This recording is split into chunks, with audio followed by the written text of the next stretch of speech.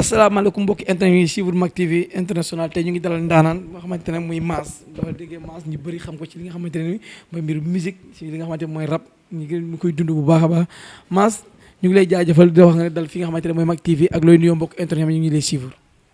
waaw asalaamaaleykum ñu ngi lay ziar di ziar waa Sénégal yëpp di ziar waa Mak TV di kontaan bu baax ci seen liggéey di leen ñaanal suñu borom jëme leen ci kanam da ngeen am seen télévision bu mag comme ñëpp. di bégee waa Sénégal yëpp di leen nuyu di ñaanal ñëpp ci at mu bees mi ñuy dugg yàlla suñu borom soppi jikko yi yàlla suñu borom defar réew mi ñëpp am jàmm am salaam kenn ku nekk li nga bëgg sa xol yàlla yaa ko xam yàlla na ko suñu borom defal loolu daal la ñuy ñaanal bépp Sénégal muy atum jàmm atum naataange ñu ngi koy ñaanal ñëpp di ñaan suñu borom defal ñëpp tawfeex tey siir jaajëf waaw. Mass ñu ngi si jamono ji maanaam li ñu waxoon musique hip hop jamono ji am na doole ci mi nga xam réew mi nga xam ne muy Sénégal parce que jamono ñu toll nañu ay jamono yoo xamante ne képp ku musaan toog di rap dañaa la bandi nga wala kii bëggul léegi lii mais gis gars yi bàyyi si waar boo xamante ne ba ku nekk tey am nga ci wàll tey maanaam ñëw na ba nga xam ne nekk na sa international bi te ñu ngi koy dund feneen ak feneen foo xam ne furul Sénégal. waaw wax nga lu am solo nag parce que rap bu ñu ko wax musique gu mbedd la parce que ci mbedd mi la jógee gars yi sangu ko defar ko ba mu naaj ñu dugal ko ci kër yi ba nit ñi mën ko jël ko mën ko jariñu mu nekk musique boo xam day conscientiser nit ñi mais léegi musique bi daanaka mi ngi bëgg a yàqu parce que yow mi war a conscientiser bu fekkee woo conscient woo da nga yàq musique bi parce que gis nañ booy léegi nouvelle génération bi ñëw am na niveau bu ñu ko yóbbu mais ñu ngi koy yàq parce que saaga bokkul ci rap nday ak baay dañ leen war a jox cër ndax alxuraan dana wa wasee naa linsaana bi wàll day husnan dénk nit ñi rafetal ak sa diggante ak sa ñaari waaju mais bu fekkee ne nag da nga ne da ngay rap da nga bëgg a conscientiser nit ñi da nga bëgg a jaay sa musique saaga bokkul ci musique parce que ñun dañoo ay américain ay sénégalais lañ ay jullit lañu te comme léegi mag yi dañ koy déglu war a ñuy sóoraale mag yooyu parce que man ak yow bu ñu amee problème nañ am suñu diggante man ak yow classe ci hip hop la bokk mën nañ classe nga classe ma ñu classante yem ci musique bi xamoo dara maal dàqar maa la gën a aay mais buñ ci duggee ci ndey ak baay rek dañuy dugg ci beneen tamit te mën na ñàkk quoi te gis naa génération bi nga xam ñu ngi ñëw ñu ngi koy def te lu baaxul quoi nañ ko bàyyi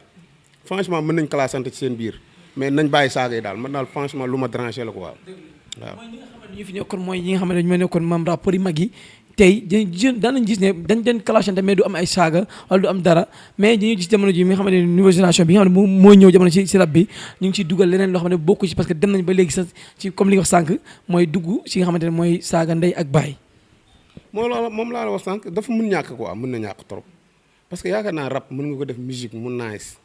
nit ñi mën ko déglu mën ci jariñu te doo déranger kenn parce que tey saaga moom dafa nekk loo xam rafetul sax ci diggante nit ak nit parce que papaay ki ngay saaga jotewul ak yow dara yaay ku ngay saaga jotewul ak moom dara parce que yow da nga bëgg a dem man dama bëgg a dem ñu bokk génération mën nañ clashante en dehors de musique mais pas mu dem si papa ak yaay parce que bu njëkk yaa ngi dégg comme Gaston def na fi benn clash waa kër gi classe waa ñamu mbaam déggoo ci saaga ñoom tam waa kër gi defaat beneen sound clash ko mais déggoo ci papa déggoo ci yaay parce que loolu la ñuy xaare ci musique parce que dafa doon loo war a xam ne dañ ci war a jànge parce que nit ku ne toujours li may wax sama booy rap musique dafa garaaw toujours sa kàddu dina dem yow fu sa jëmm dul dem koo xamul dina ko déglu koo xam dina ko déglu ak koo foogul woon ne dina ko déglu dina ko dégg parce que man sama son bi ma mujjee def muy Sénégal tay bi sama sëriñ dañ ko yóbbul mu déglu ko ma def ci kontaan ne kii de li mu jàng ci daara ji rek la wax parce que dama ci wax ne dañu am île de Ngor am île de Gorée waaye Gorée wuñu amuñu ngor ku jekk sa morom wor boolu ci bëgg dur te yoruñu xor ma ne lii mooy sunu feebar ñu war koo càmbar réew mi tawat ñu war ko wat nit ñi dëkkee njàmbat koo gis mi ngi saqat oq juddul jeex kenn dootul feex ma ne réew mi nañ ko ndëppal ndax ji koy nasaraan lañ fi tàbbal ñu di leen dàq te duñu leen dab nañu toog raxasaat suñuy ndab loolay sunu jàmm te nañ ko sàmm réew mi dëgër ne àll woo nit ñi taxaw di yuuxu woo mag ñi amatuñu ngonal xale yi amatuñu njoganal war a kàcc dëkkee sàcc réew mi di gën a tar gars yi jubali grand théâtre yaa ngi dégg dafa nekk loo xamante ni xel dañ koy xel yi nañuy bind di xalaat mais boo bëggee di nelaw guddi bi yëpp taxawaalu bëccëg bi yëpp doo bind lu mën a jariñ nit nañ waxante dëgg te nañ dem jàng ji gën a gëstu ji ñun mosuñu toog si banc école ay ndongo daara lañ mais tey du chaque jour bu luñ bindee nit ñi ne kii dañ ko bindal wala est-ce que li muy wax moom la parce que du dara ci gëstu la ak jéem parce que inama amala bi niyaat yi lépp loo nekk góorgóorlu si bu yàggee suñ borom dala ci fekk si waaw loolu la nga xamante ne fi nga wax loolu léegi ñu foog ne hip hop rap mooy ñi maam ñoo yor baatu askan wi mais léegi boo waree yor baatu askan wi nga war a mën a yeete wala tey askan bi am lu leen metti nga génnee loo xamante pour ñi nga xamante ñoo leen war a dimbali ñu jaar ciy jot mais tey bu dee ba loolu lépp gisatuñ ko ci amatuñ ko ci maanaam léegi ay saaga lañ si kon amatul njëriñ dañ ko jël sànni ko fële si loolu lay demee te et puis tey ki nga xam ne sa papa yaa dafa tàggu yaayam wala papaam pour dem concert danaan ko bul dem parce que ñi ngi saagante ñii ay bandi lañ ay rayante gis nga fi ci benn cas ci diggante Ngaaka Blindé non astafurlah diggante Canabasse ak nit dof bi mu ko fi fekkee bu wax ko mu daanoo yaa ngi dégg mais après ñoom ñaar toog nañu waxtaan xam nga ñu trouver solution xam ne ñun ñaar li ñu nekk yëpp dara du ci dëgg ñu toog waxtaanaat trouver solution nekkaat benn mais moo tax classe yi na yem ci sanw ni quoi mais papa ak yaay moom tant que mi ngi ci dugg rek noonoo day am te noonoo fu mu am rayante mën na fa am wala gaañante parce que toujours dooma yéen a jàmm man duma la yéen a jàmm mais nañ ko yemale ci sanw ni quoi waaw te booy ma leen di ñaan ñu yaraat seen bopp quoi parce que rab du ay saaga rek des fois da nga ciy déglu rapport boo xam da ngay rus parce que man damay bëgg lu may dégg li may déglu nga dégg nga jàngal ma loo xam dinaa si man am lu ma mën a jàngee xeebu ma kenn xale bu ndaw bi sax bu taxawee di wax lu ma jariñ dama koy déglu su ma ci mënee am lu ma jàngee mu jàngee ko mais pas taxaw fii di dagg saaga maa fi dàq rab loolu du mën a rab nañ dem jàngi xam-xam dem wuti ci xam-xam dem gëstu ji di bind loo xam nit ñi buñ ko déggee dinañ xam ne rab mi ngi fu mu nekkoon ba léegi jóge fu mais saaga est-ce que ñoom defuñu ko may li nga xam ne mooy comme genre buzz parce que boo xoolee ku ci mel ne Dip ak Ngaaka Blindé actuellement nii seen clashante yi jug nañu te clashante yi boo déggee lépp ay saaga la te nekkul loo xam ne lu rafet luy nit ñi ñaawlu la tamit muy Dip muy Ngaaka Blindé am nañ buzz ba pare ay xale lañ ci boo yi gën a tegu ci génération bi ci lañ bokk mais ku mel ne Akhlou Brick xool leen niñ mën rab doo leen dégg ñu saaga parce que dañuy yaru ay xale lañ ñoom ñoo bokk même génération bi tey ji xoolal ku mel ne Elzo jaamu dog doo ko dégg mu saaga te mu tax dafa mën rab comme ñoom kon loolu du buzz moom baase moo ko gën cere baase bu fatt tërëj moo gën buzz du dara ay waxu kacaw la rek xam nga lan moo am solo nañuy wax nit ñi lu am njariñ man boo gisee Akhlou Brick ma jox leen cër parce que dañu mën rab di teg lu nice doo leen dégg ñu saaga doo leen déglu ñu wax benn wax boo xam nit dina ko dégg taf ba noppam ah Elzo jaamu dog la même chose Dip mën na rab trop Ngaaka mën na rab trop mais saaga yi mën na ci ñàkk non si dañuy yàq parce que tey jii ki bëggoon yàpp hip hop bi wala mu nekk noonu hip hop mën na profité ci ñoom pour yàq ñu lu mu ñu bëgg a mbalax maa ni gën leen nekk maanaam jamono ji gën leen booloo yéen ñi nga xam ne yéen rappeurs yi gën leen xam nga rek jamono ji boo xoolee musique mbalax bi li muy def jamono ji rap defatu ko léegi si nga xamante mooy si biir Sénégal non rap mi ngi koy def sax mais mbalax bi fi ñu wuteek ñoom mooy mën nañ tagg nit mën nañ woy nit pour ñaan ko xaalis parce que hip hop laajul loolu ku nekk sa propre moyen ngay demee waaw amul sàmbay mbayaan amul maa la nga dimbale ma ak sa bàyyee diw ak jaa jur diw ak diw bu dee sa sëriñ mën nga ko way bu dee sa yaay mën nga ko way mais par rapport di way borom xaalis pour mu may la xaalis loolu bokku si hip hop bokku si parce que tey mbalax maan tam ñu ngi góorgóorlu comme génération bi jóg ay Wally Seck ay Sidi Diop yaa ngi dégg ay ki dëkk Medina xaw ma naan El Hadj Keita ñeneen ak ñeneen xam nga boo yaa ngi góorgóorlu di jéem a ki yëg ci kaw ku mel ne ay Pape Diouf la même chose mais problème bi mooy ñoom ak ñun bokkuñu yoon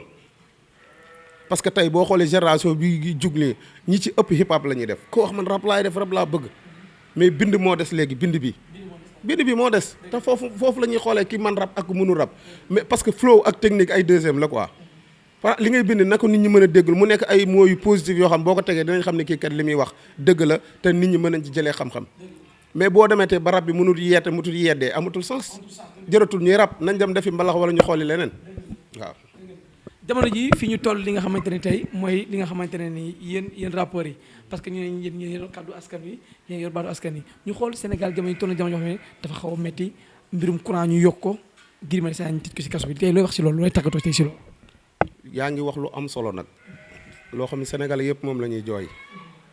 parce que rappeurs yi liñ mën mooy dénoncer mais ki ngay dénoncer wala ki ngay waxal bu nangul dégg est-ce que pour mu dégg dina neex a dimbale parce que suñu population Sénégal benn affaire moo ci nekk ñu baal ma ci carte yi dañu bëri nit ñu faux parce que bu fekkee 5000 francs jaral na la jaay sa carte wala 10 000 francs wala 3 mètres xartum dugal la ci carte jox la 2000 francs bu fekkee moo la jar a jaay sa carte ëllëg lu la ci fekk rek na nga ko assumer loolooy suñu problème parce que ñun Sénégal dañuy xeex pour toujours man gis nga ko yanaamaara bokkoon xeex nañ ba bëgg a dee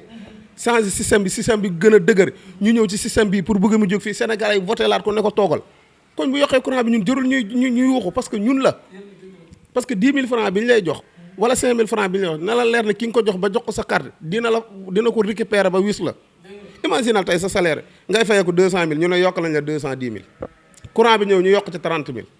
kooku jëlu ci yow 20 000 ba jëlaale 10 000 yi mu la joxoon nit ñi duñ xalaat quoi nit ñi duñ xalaat parce que tubaab bi fi mu doon daf ñuy nax rek daf ñuy nax ku mel ni Guy Marius Sagna ku muy xeexal ku du Sénégal Sénégal lay xeexal mais tey gis nga ko ñu ngi ko jàpp dugal ko ci kaso bi parce que xam nañ ne leader la ci xeex bi. leader la ci xeex bi ñeneen ñëpp bàyyi nañ leen moom ñu téye ko ci kaso bi parce que règlement de compte la te affaire yi warul demee noonu dañu war a xam ne réew mi ñun ñoo ko bokk nañ toog waxtaanee ko parce que réew nañ koy péncoo mais kenn du ko paccoo ñu gis état bi tamit benn affaire ba muy problème Luc Nicolaï